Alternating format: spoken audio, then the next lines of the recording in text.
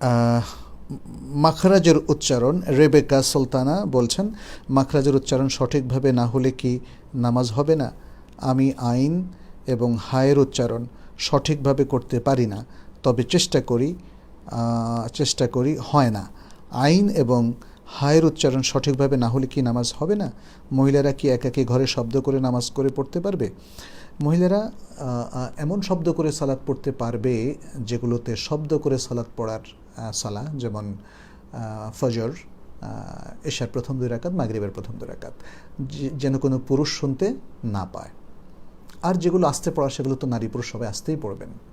আচ্ছা, আপনার আইন এবং হা অথবা হা কোনটা বুঝিয়েছেন আমি সেটা যেহেতু বাংলায় লিখেছেন বোঝা যাচ্ছে না। আইন এবং হা অথবা হা এগুলো আপনাকে প্র্যাকটিস করতে হবে। প্র্যাকটিস করার পরে যতটুকু হয় আল্লাহ আপনাকে ক্ষমা করবেন। বরং এই চেষ্টার পরে যদি না হয় এবং আপনার এই চেষ্টা অব্যাহত রাখলে আপনার ডাবল সওয়াব হবে ইনশাআল্লাহ।